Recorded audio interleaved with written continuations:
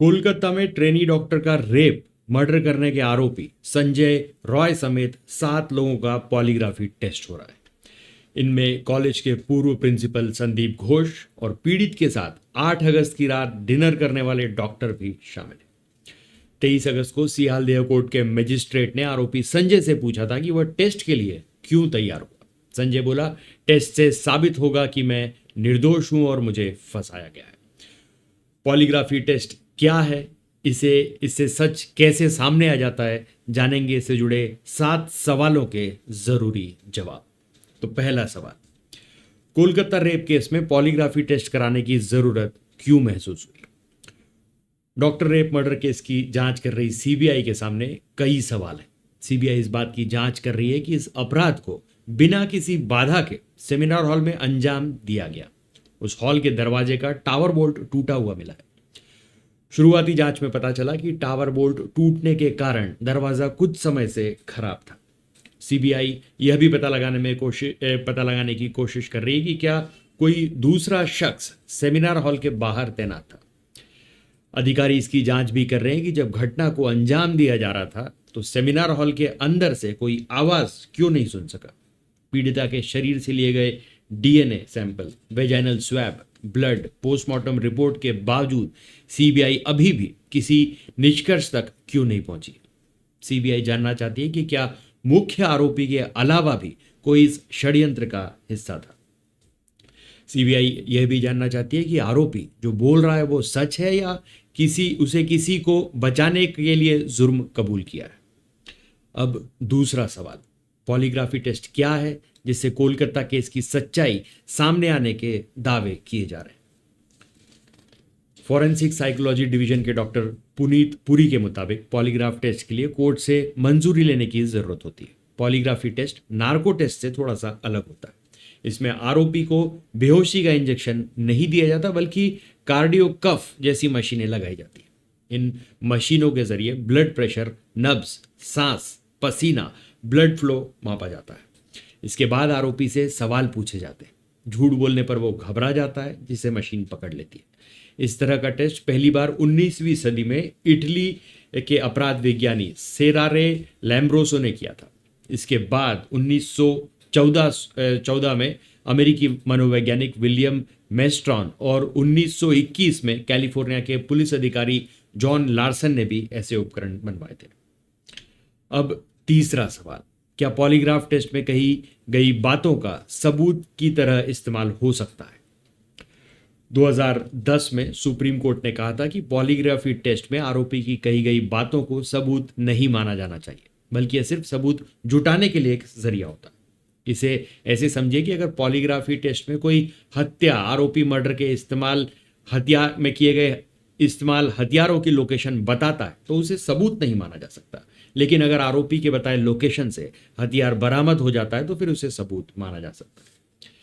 इस मामले में कोर्ट ने यह भी कहा कि हमें यह समझना चाहिए कि इस तरह के टेस्ट के जरिए किसी व्यक्ति की मानसिक प्रक्रियाओं में जबरन घुसपैठ करना भी मानवीय गरिमा और उसके निजी स्वतंत्रता अधिकारों के खिलाफ है। ऐसे में ज्यादा गंभीर मामलों में ही कोर्ट की इजाजत से इस तरह की जांच होनी चाहिए।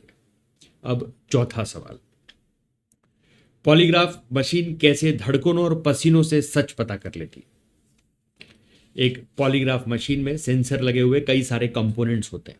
इन सभी सेंसर को एक साथ मेजर करके किसी व्यक्ति के साइकोलॉजिकल रेस्पॉन्स का पता लगाया जा सकता है। इसे ऐसे समझिए कि किसी व्यक्ति को झूठ बोलते समय कुछ घबराहट होती है तो यह मशीन उसका तुरंत पता कर लेती है। अब पांचवा सवाल, इस जांच में 2 तरह के कौन से टेस्ट होते हैं? इस जांच में 2 तरह से टेस्ट होते हैं। पहला, कंट्रोल क्वेश्चन टेस्ट। सबसे पहले व्यक्ति को पॉलीग्राफ मशीन से जोड़ने के बाद उससे सामान्य सवाल पूछे जाते हैं। इन सवालों के जवाब हाँ या ना में पूछे जाते हैं। ऐसा यह जांचने के लिए किया जाता है कि जब वह किसी सामान्य सवाल का जवाब देता है और जब उस घटना से जुड़े टफ सवाल का जवाब देता है तो उसके शरीर की प्रतिक्रियाएं कैसी होती हैं। इस समय व्यक्ति के सांस लेने की गति यानी ब्रीदिंग रेट, व्यक्ति का पल्स, ब्लड प्रेशर और शरीर से निकल रहे पसीने से यह पता चलता है कि कोई व्यक्ति सही बोल रहा है, सच बोल रहा है या झूठ बोल रहा है। दूसरा होता है गिल्टी नॉलेज टेस्ट। इसमें एक सवाल के कई जवाब होते हैं। सारे सवाल आरोपी के अपराध से जुड़े होते हैं। उदाहरण के लिए कोई चोरी के आरोपी में गिरफ्तार हुआ है तो उससे इस तरह के सवाल पूछे जाते हैं जैसे 5,000, 10,000 या 15,000 रुपए की चोरी हुई है या नहीं। इस सवाल का आरोपी सही जवाब देगा तो उसकी हार्ट बीट सामान्य रहेगी, लेकिन जैसे ही वह झूठ बोलने की कोशिश करेगा उसकी हार्ट बीट उसके दिमाग के सोचने के तरीके से पता चल जाता है कि वह कुछ छिपा रहा है। अब छठवां सवाल, क्या पॉलीग्राफी टेस्ट में सच को छुपाया जा सकता है? अमेरिका की साइकोलॉजिकल एसोसिएशन के मुताबिक पूछताछ के दौरान शरीर में होने वाले बदलाव या घबराहट से यह तय नहीं किया जा सकता कि आरोपी कुछ छुपा रहा है या झूठ बोल रहा है। हालांकि यह सच को पता करने का एक माध्यम जरूर हो सकता है। वंडर पुलिस की एक रिसर्च से यह पता चला है कि अगर कोई व्यक्ति अपने इमोशन को कंट्रोल में रख सकता है तो इस जांच से उस पर कुछ खास प्रभाव नहीं पड़ता। अगर आरोपी के दिए सही जवाब को एक्सपर्ट गलत बताकर उस पर दबाव बनाने लगते हैं तो वह नर्वस होने लगता है। आमतौर पर उसके नर्वस होने पर यह मान लिया जाता है कि वह झूठ बोल रहा है। हालांकि कई मामलों में इस जांच के जरिए असली अपराधी को भी पकड़ा गया है। अब आता है सातवां सवाल, पॉलीग्राफी से भी एक कदम आगे नार्को टेस्ट क्या है और इसमें सच कैसे बाहर आता है? शातिर क्रिमिनल बचने के लिए अक्सर झूठी कहानियां बनाते हैं, पुलिस को गुमराह करते हैं। इनसे सच उगलवाने के लिए नार्को टेस्ट किया जाता है। नार्को टेस्ट में साइको एक्टिव दवाई दी जाती है जिसे ट्रुथ ड्रग भी कहते हैं, जैसे सोडियम पेंटोथल, साइकोपोलामाइन और सोडियम एमाइटल। सोडियम पेंटोथल कम समय में तेजी से काम करने वाला एक एनेस्थेटिक ड्रग है। इसका इस्तेमाल सर्जरी के दौरान बेहोश करने में सबसे ज्यादा होता है। यह केमिकल जैसे ही नसों में उतरता है शख्स बेहोशी में चला जाता है। बेहोशी से जागने के बाद भी आरोपी आधी बेहोशी में रहता है। इस हालात में वो जानबूझकर कहानी नहीं गढ़ सकता, इसीलिए सच बोलता है। तो आज के इस एनालिसिस के लिए इतना ही। तब तक के लिए हंसते रहें, मुस्कुराते रहें, स्वस्थ रहें, व्यस्त रहें और मस्त रहें। जी हाँ, चैनल को भी जरूर सब्सक्राइब करें। धन्यवाद।